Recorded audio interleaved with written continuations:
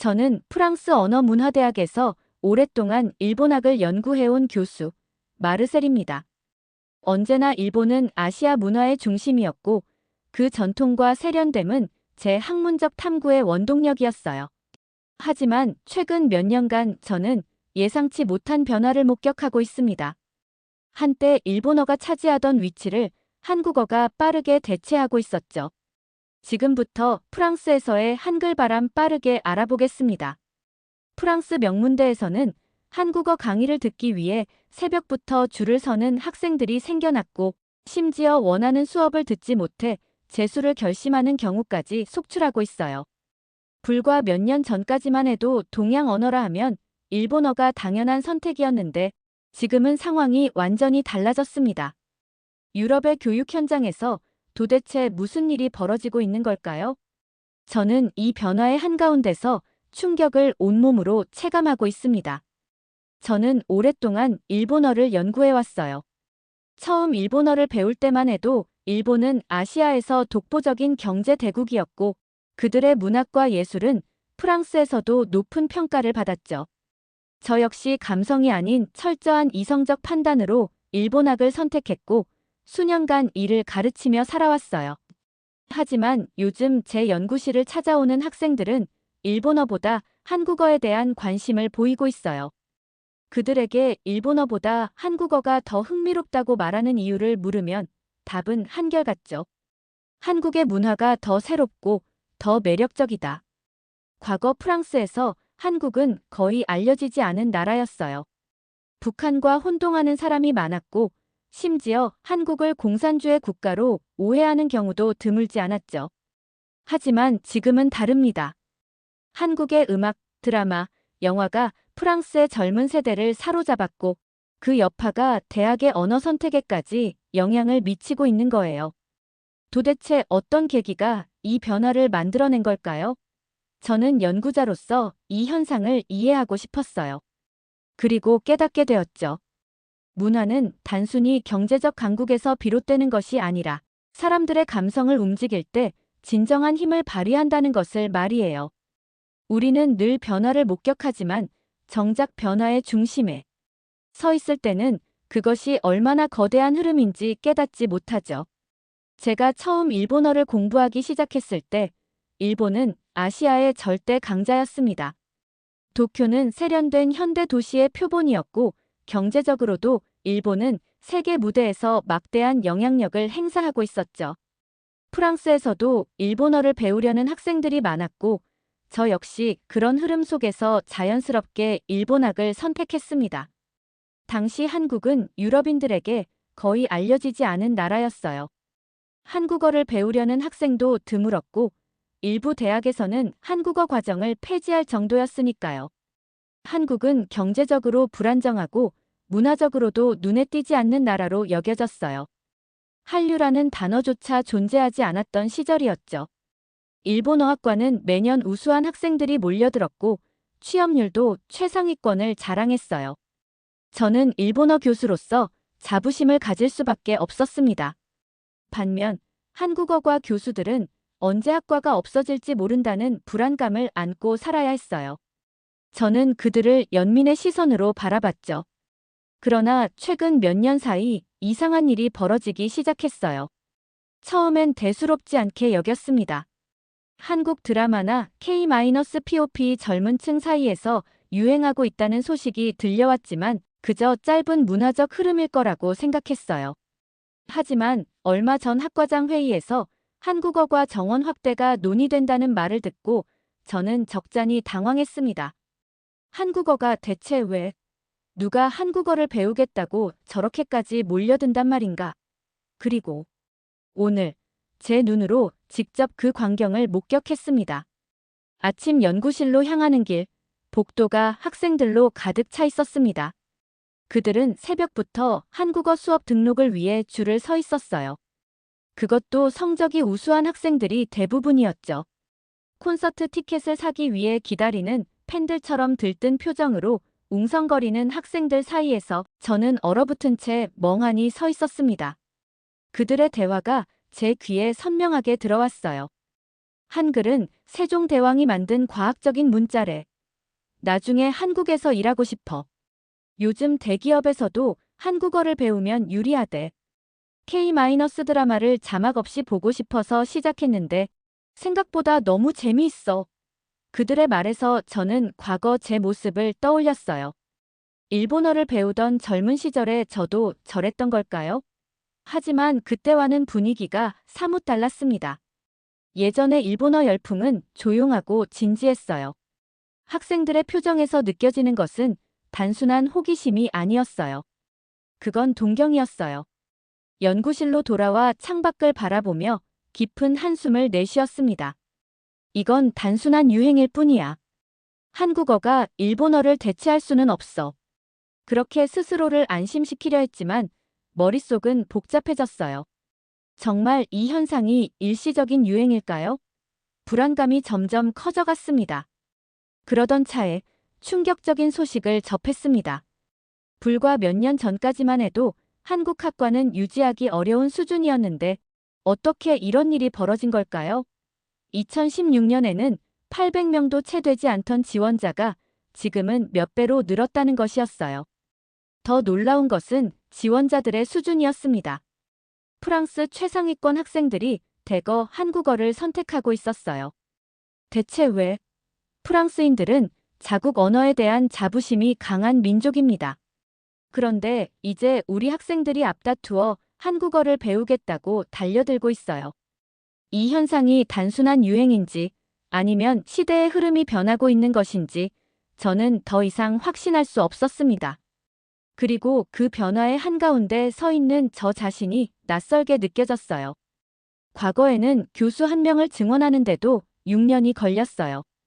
그런데 이제는 한 번에 2명씩이나 충원하라고 하니 마치 학문의 중심축이 뒤바뀌는 것만 같았죠. 하지만 그보다 더 충격적인 건 프랑스 교육부가 몇 년 전 폐지했던 한국 학과를 다시 신설하기로 결정했다는 사실이었어요. 학과 하나를 새로 개설하려면 막대한 재정과 정치적 노력이 필요할 텐데 한국어와 한국 문화에 대한 관심이 폭발적으로 늘어나면서 그 불가능하던 일이 현실이 되어버린 겁니다. 이 변화는 입시 경쟁률에서도 극명하게 드러났어요. 한국어 학과에 들어가려면 단순한 흥미만으로는 부족했어요. 이제는 외국어 실력과 인문학적 사고력을 갖춘 학생만이 지원 자격을 얻을 수 있었어요. 단순히 한국어를 배우는 것이 아니라 한국 문화를 깊이 이해하고 해석할 수 있는 인재를 선발하려는 의도가 반영된 것이었죠. 그런데 그렇게 높은 기준에도 불구하고 학생들의 열정은 식을 줄 몰랐어요. 강의실에서도 분위기가 심상치 않았어요. 저는 강의실 창가에 기대어 서서 이 변화의 흐름을 곱씹었습니다. 한때 동양학의 중심에는 언제나 일본이 있었어요. 메이지 유신 이후 근대화를 성공적으로 이루고 아시아를 대표하는 문화. 강국으로 자리 잡은 일본의 위상은 흔들릴 일이 없다고 생각했죠. 하지만 지금 저는 거대한 문화적 지각 변동을 마주하고 있었습니다. 이 변화는 단순한 유행이 아니었어요. 프랑스뿐만 아니라 전 세계적으로 확산되고 있는 하나의 거대한 문화적 흐름이었죠. 경제적으로도 문화적으로도 여전히 일본이 강대국임에도 불구하고 왜 젊은 세대들은 한국에 열광하는 걸까요? 제 머릿속은 복잡한 의문으로 가득 찼어요. 그때 연구실 문이 노크되는 소리가 들렸습니다. 문을 열자 오랜 동료였던 다카하시 교수가 모습을 드러냈어요. 그는 20년 전부터 함께 연구해온 학자로 언제나 신중하고 고고한 태도를 유지하는 사람이었죠. 마르셀, 오랜만이군요. 그는 부드러운 미소를 지으며 들어왔습니다. 차를 한 잔 따르며 자연스럽게 대화는 현재의 상황으로 흘러갔어요. 요즘 일본어과 분위기는 어떤가요? 우리 학생들은 여전히 높은 성취를 보이고 있겠죠? 다카하시 교수의 목소리에는 묘한 불안이 스며 있었습니다. 저는 잠시 머뭇거리다 한국어과의 폭발적인 성장과 일본어과의 정체된 상황을 조심스럽게 이야기했어요. 그의 표정이 순간 굳어졌다가 곧 애써 미소를 지으며 고개를 저었습니다. 마르셀, 당신도 알잖아요. 그들의 문화는 단순한 상업적 유행일 뿐이라는 걸. 깊이 있는 문학적 전통과 철학적 깊이를 갖춘 일본 문화와는 비교할 수 없습니다. 우리의 문학은 노벨상을 수상할 정도로 세계적으로 인정받았지만 그들이 내세우는 것은 겨우 대중문화에 불과하지 않습니까? 그의 말에는 은근한 우월감이 묻어 있었습니다. 저는 가볍게 미소를 지었지만 속에서는 묘한 불편함이 피어올랐어요. 그렇다면 한국어과 학생들은 왜 이렇게 열정적일까요? 단순한 유행이라기엔 그들의 관심과 몰입도가 심상치 않습니다. 다카하시 교수는 잠시 차를 마시며 생각에 잠겼어요. 그러더니 낮은 목소리로 말을 이었습니다. 마르셀, 당신은 프랑스인이니 동아시아 문화의 복잡한 역학관계를 잘 모를 수도 있습니다. 하지만 말이죠. 한글이라는 문자는 몽골 문자를 변형한 것이라는 설이 있어요. 그들은 과학적이고 합리적인 문자라고 자랑하지만 실제로는 발음 체계가 모호하고 문법적 비효율성이 크다는 평가도 많습니다. 그의 말 속에는 미묘한 비웃음이 섞여 있었어요. 그리고 덧붙였죠.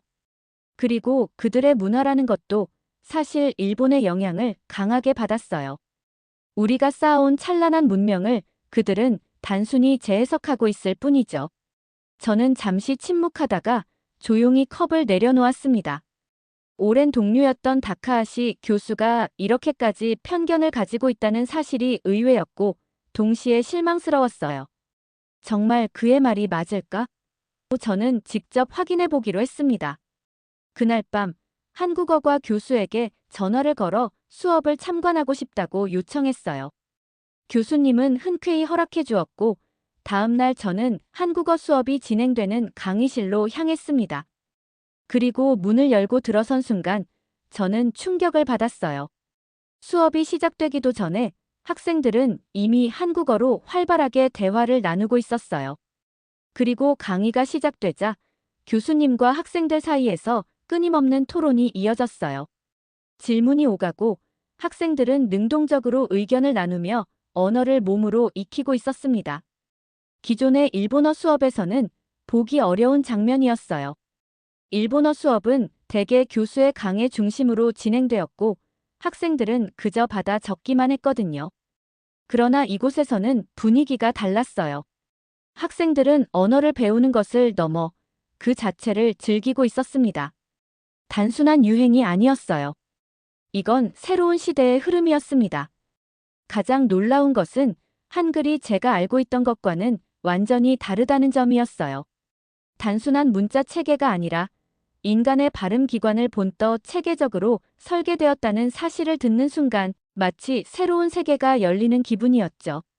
일본어를 가르쳐온 저조차도 이렇게 논리적이고 혁신적인 문자 체계는 처음이었습니다. 그러나 더 인상적이었던 것은 학생들의 태도였어요. 일본어 수업에서는 교수의 강의를 받아 적고 조용히 듣는 것이 일반적이었죠. 하지만 이곳에서는 달랐어요. 학생들은 한국어로 자연스럽게 대화하며 서로의 발음을 교정해주고 의견을 주고받으며 능동적으로 배우고 있었습니다. 마치 한 언어를 배우는 것이 아니라 새로운 문화를 온몸으로 체험하는 듯 했어요. 저는 그 모습을 보며 그동안 제가 가진 시각이 너무나도 편협했던 것은 아닐까 스스로에게 질문하기 시작했어요. 더욱 놀라운 것은 한글이 디지털 시대에 완벽하게 적응했다는 점이었어요.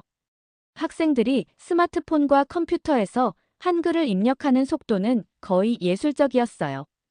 일본어 입력 방식과 비교하면 엄청난 차이가 느껴졌죠. 한자는 복잡한 변환 과정을 거쳐야 하지만 한글은 직관적이고 간단하게 입력이 가능했어요. 이러한 차이는 젊은 세대가 한국어에 더욱 열광하는 이유 중 하나일지도 모른다는 생각이 들었어요. 그러던 중 더욱 충격적인 사실을 접하게 되었어요. 한국어 학과에 지원하기 위해 재수를 결심하는 학생들이 늘어나고 있다는 거예요. 일본어 학과는 이제 1순위가 아니라 한국어 학과에 들어가지 못한 학생들이 차선책으로 선택하는 학과가 되어버렸다는 거죠. 불과 20년 전만 해도 일본어는 동양 언어 중 가장 중요한 위치를 차지하고 있었는데 이제는 한국어가 그 자리를 대신하고 있다는 현실이 믿기지 않았어요. 마치 시대가 저만 빼고 급속도로 변화하는 느낌이었죠. 연구실로 돌아오는 길, 제 발걸음은 무거웠어요. 동양 언어의 질서가 근본적으로 변하고 있었고, 저는 그 변화를 너무 늦게 깨달은 것 같았어요.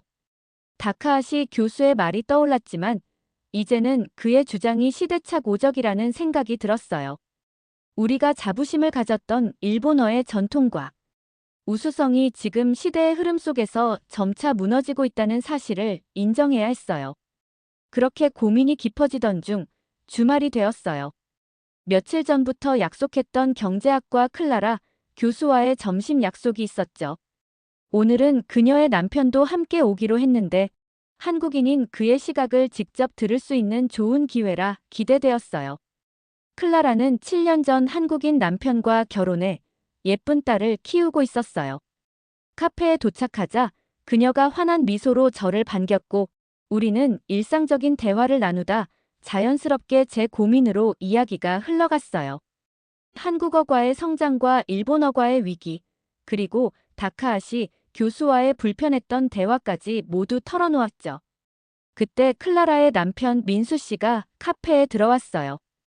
처음 뵙는 자리였지만 저는 그에게 질문을 던졌어요.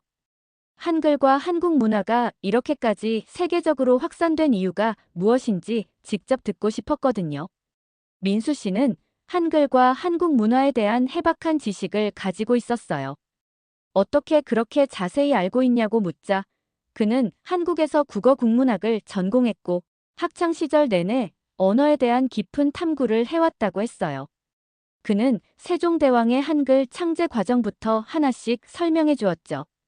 백성들이 문자가 없어 고통받는 것을 해결하기 위해 만들어졌다는 점, 발음기관의 모양을 본떠 설계된 체계적인 원리, 그리고 누구나 쉽게 익힐 수 있도록 고안된 점까지 저의 시각에 맞춰 이해하기 쉽게 이야기해 주었어요. 민수 씨는 더욱 진지한 표정으로 한글의 사회적 의미를 강조했어요. 한글은 단순한 문자가 아니라 혁신적인 사회 변화의 도구였다고요. 과거에는 상류층과 일반 백성 간의 소통이 어려웠지만 한글 덕분에 누구나 왕에게 직접 의견을 전할 수 있었다는 점이 무척 흥미로웠어요. 특히 세종대왕이 이러한 수직적 소통을 적극적으로 장려했다는 점에서 저는 깊은 감명을 받았습니다. 가장 흥미로웠던 것은 용비어 천가에 대한 이야기였어요. 조선 왕조의 정당성을 알리기 위해 일부러 한글로 기록했다는 사실, 그리고 불교 경전을 한글로 번역한 것이 당시 백성들과의 원활한 소통을 위한 조치였다는 점이 인상적이었어요. 특히 세종대왕이 왕비에 대한 깊은 애정으로 불경을 한글로 번역하도록 했다는 이야기는 어쩌면 한글로 쓰인 최초의 연서일지도 모른다는 해석이 가능하다는 점에서 감동적이었어요. 이어 민수 씨는 한글이라는 명칭이 변화해온 과정도 들려주었어요. 처음에는 언문이라 불렸지만 이는 세종대왕이 직접 붙인 이름으로 결코 비하의 의미가 아니었다고 해요. 이후 구한말에는 국문이라 불리다가 일제강점기를 거치며 한글이라는 이름이 정착되었다고 설명해 주었죠. 리사는 미소를 지으며 말했어요. 클레어, 이제 이해하시겠어요? 한글은 단순한 문자가 아니라 소통과 포용의 정신이 담긴 위대한 문화유산이에요. 그녀의 말을 듣는 순간 저는 깨달았습니다. 마스오 교수의 주장처럼 한글이 외국 문자를 모방했다는 것은 완전히 근거 없는 억측이었다는 사실을요. 오히려 한글은 역사상 가장 혁신적인 문자 체계이자 사회적 개혁을 이끈 중요한 요소라는 점을 확신하게 되었어요. 그들과의 대화를 나눈 후 저는 학교에서 온 한 통의 이메일을 확인했어요. 서울에서 열리는 국제언어학 학술대회 초대장이었어요. 최근 한국어의 세계적 확산을 직접 목격한 학자로서 그 현상의 본질을 연구하고 싶은 강한 호기심이 들었어요. 프랑스에서 보고 느낀 한국어 학습 열풍이 어디에서 시작되었는지, 왜 이렇게 많은 학생들이 한국 문화에 매료되는지 그 답을 찾을 수 있을 것 같다는 확신이 들었어요. 저는 서울로 향하는 비행기에 몸을 실었습니다. 긴 비행 끝에 도착한 서울에서 저는 예상치 못한 경험을 하게 되었어요. 공항에서 처음 마주한 것은 고객 중심의 맞춤 서비스였어요. 특히 무료 휴식 공간이 무척 인상적이었어요. 파리 공항에서는 상상도 할 수 없는 수준이었죠. 릴렉스 존이라는 공간에서는 누구나 무료로 안락한 의자에 앉아 휴식을 취할 수 있었고, 전자기기 충전 시설도 완비되어 있었어요. 활주로가 한눈에 보이는 탁 트인 전망은 여행의 설렘을 한층 더 키워주었어요. 또한 화장실도 무척 인상 깊었어요. 마치 고급 호텔처럼 관리가 철저했고, 일정한 주기로 청소 상태가 점검되는 시스템까지 갖춰져 있었어요. 파리 공항의 화장실은 늘 긴 줄과 위생 문제로 악명이 높은데, 이곳은 완전히 달랐어요. 심지어 무료 샤워 시설까지 마련되어 있다는 점이 더욱 놀라웠어요. 왜 전 세계 공항 서비스 평가에서 인천공항이 항상 최고 순위를 차지하는지, 그리고 왜 수많은 관광객들이 한국의 기술력과 서비스에 감탄하는지 직접 체감한 순간이었어요. 이곳은 단순한 공항이 아니라 미래형 공항의 기준을 제시하고 있는 듯 했어요. 서울에 도착한 후 저는 앞으로 펼쳐질 더 많은 경험들에 대한 기대감으로 가슴이 설레기 시작했어요. 서울에서 열린 학술 대회장은 예상보다 훨씬 뜨거운 열기로 가득 차 있었어요. 특히 한글의 디지털 시대 적합성에 대한 연구 발표들이 줄을 이었는데, 그 결과들은 제 예상을 완전히 뛰어넘었어요. AI 언어 모델에서 한글이 보여주는 우수한 성능은 압도적이었고, 학습 효율과 데이터 처리 속도 면에서도 세계적인 언어들과 비교해 손색이 없었어요. 한글이 체계적으로 설계된 덕분에 디지털 환경에서도 뛰어난 가독성과 변환, 효율성을 자랑한다는 연구 결과는 학계에서도 큰 반향을 일으켰습니다. 하지만 저를 더욱 놀라게 한 건 학회가 끝난 후 만난 옛 제자들이었어요. 그들은 이미 한국에서 성공적으로 정착해 있었고, 특히 한 명은 삼성전자에서 중요한 연구를 담당하며 안정된 삶을 살고 있었어요. 사실 그 제자와는 미리 연락을 주고받아 저녁에 함께 시간을 보내기로 했었죠. 교수님, 한국에 오셨는데 그냥 가시면 안 되죠. 특별한 추억을 남겨야 해요. 그는 장난스러운 미소를 지으며 저를 인생네컷이라는 곳으로 안내했어요. 처음에는 일본에서 유행하던 스티커 사진 부스와 비슷한 곳이겠거니 했어요. 하지만 안에 들어서자마자 저는 완전히 새로운 세상을 마주했어요. 제자는 토끼 머리띠와 큼지막한 하트 선글라스를 건네며 웃었고, 우리는 교수와 제자가 아닌 오랜 친구처럼 유쾌한 시간을 보냈죠. 그런데 더 놀라운 건 사진 촬영 과정이 영상으로 저장되어 핸드폰으로 바로 전송된다는 점이었어요. 단순한 사진 촬영이 아니라 그 순간의 즐거움까지 기록해주는 방식이었죠. 이런 세심한 아이디어 덕분에 한국의 포토부스가 이렇게 인기가 많은 거군요. 저는 감탄하며 말했어요. 한국 사람들은 작은 아이디어 하나도 완전히 새로운 개념으로 발전시키는 창의성을 가지고 있다는 생각이 들었어요. 호텔로 돌아와 창밖의 서울 야경을 바라보며 저는 깊은 생각에 잠겼어요. 그동안 저는 동양 문화를 안다고 자부했지만 사실은 매우 좁은 시야로 바라보고 있었던 게 아닐까 싶었어요. 이번 한국 방문은 단순한 학술대회 참석이 아니라 저의 사고방식 자체를 바꿔놓은 경험이었어요. 특히 서울거리에서 본 젊은이들의 모습이 인상적이었어요. 그들은 전통과 현대를 조화롭게 받아들이며 자신들의 문화를 진심으로 사랑하고 있었어요. 한글 간판들 사이에 영어, 일본어, 중국어가 자연스럽게 섞여 있는 모습은 마치 세계의 축소판 같았어요. 이제 곧 파리로 돌아가야 하지만 이상하게도 발걸음이 쉽게 떨어지지 않았어요. 여러분, 오늘 저의 이야기를 끝까지 들어주셔서 감사합니다. 문화와 언어의 가치는 단순히 경제력이나 역사만으로 결정되는 것이 아니라는 걸 이번 경험을 통해 깨달았어요. 그리고 때로는 우리가 가진 편견이 진정한 가치를 보지 못하게 만들 수도 있다는 것도요. 이제 저는 일본어와 한국어가 함께 발전하는 미래를 꿈꿉니다. 프랑스에서 불고 있는 한국어 열풍은 과연 어디까지 이어질까요?